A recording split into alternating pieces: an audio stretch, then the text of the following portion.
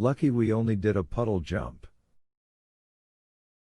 If we'd gone to Tokyo, I'd have taken her all the way up 100 miles.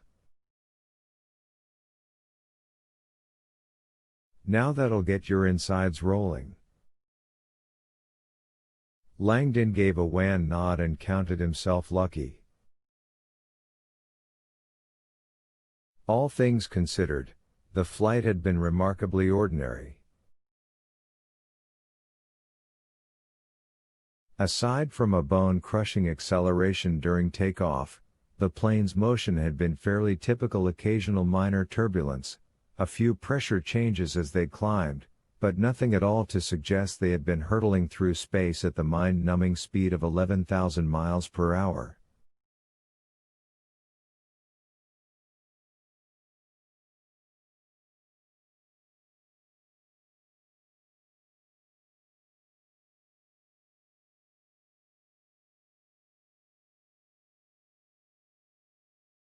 A handful of technicians scurried onto the runway to tend to the X-33. The pilot escorted Langdon to a black Peugeot sedan in a parking area beside the control tower.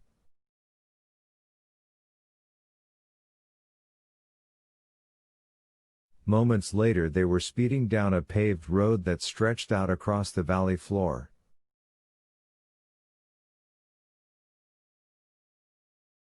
A faint cluster of buildings rose in the distance.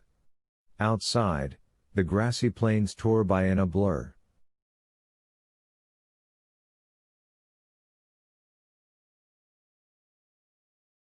Langdon watched in disbelief as the pilot pushed the speedometer up around 170 kilometers an hour over 100 miles per hour.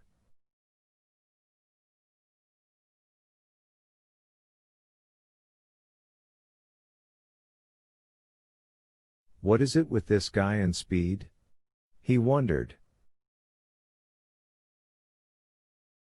5 kilometers to the lab, the pilot said.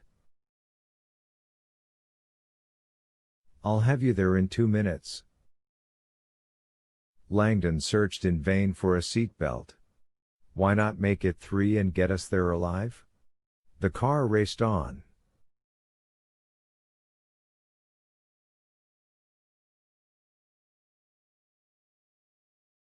Do you like Reba? The pilot asked, jamming a cassette into the tape deck.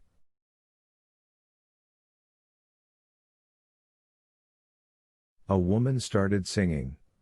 It's just the fear of being alone. No fear here, Langdon thought absently. His female colleagues often ribbed him that his collection of museum-quality artifacts was nothing more than a transparent attempt to fill an empty home, a home they insisted would benefit greatly from the presence of a woman.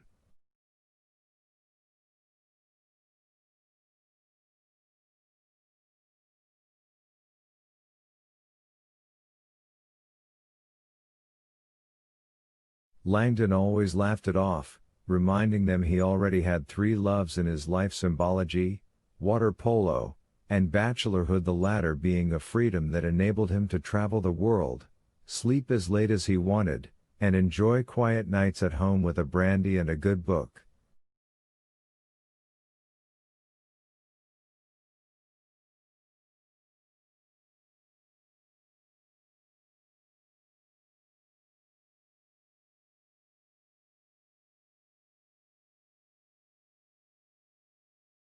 We're like a small city, the pilot said, pulling Langdon from his daydream. Not just labs.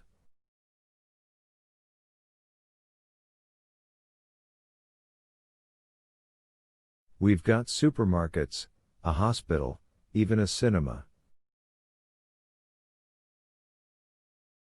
Langdon nodded blankly and looked out at the sprawling expanse of buildings rising before them.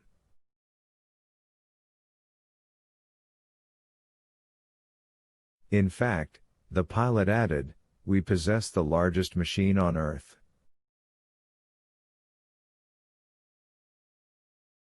Really? Langdon scanned the countryside. "You won't see it out there, sir." The pilot smiled. "It's buried 6 stories below the earth." Langdon didn't have time to ask. Without warning, the pilot jammed on the brakes. The car skidded to a stop outside a reinforced sentry booth.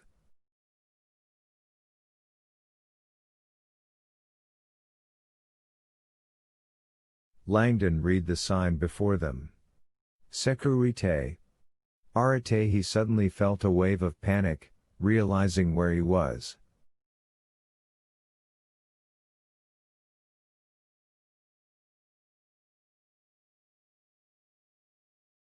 My God!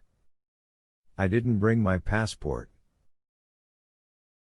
Passports are unnecessary, the driver assured.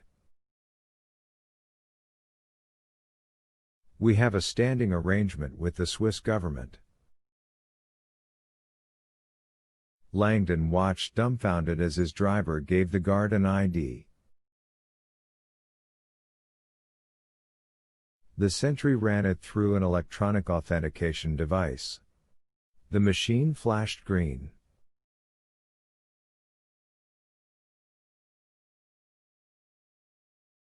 Passenger name?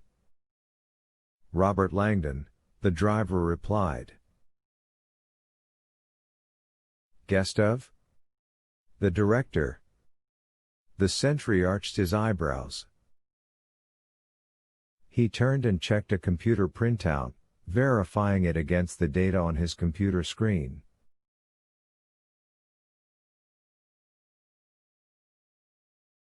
Then he returned to the window. Enjoy your stay, Mr. Langdon. The car shot off again, accelerating another 200 yards around a sweeping rotary that led to the facility's main entrance.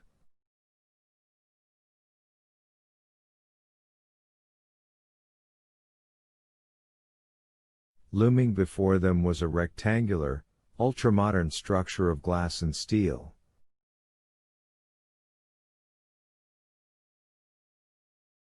Langdon was amazed by the building's striking transparent design. He had always had a fond love of architecture. The glass cathedral, the escort offered. A church? Hell, no. A church is the one thing we don't have. Physics is the religion around here. Use the Lord's name in vain all you like, he laughed, just don't slander any quarks or mesons.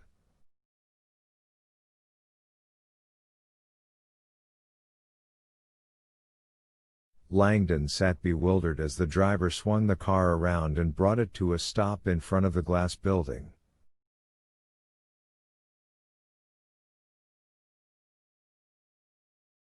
Quarks and mesons. No border control? Mach 15 jets? Who the hell are these guys?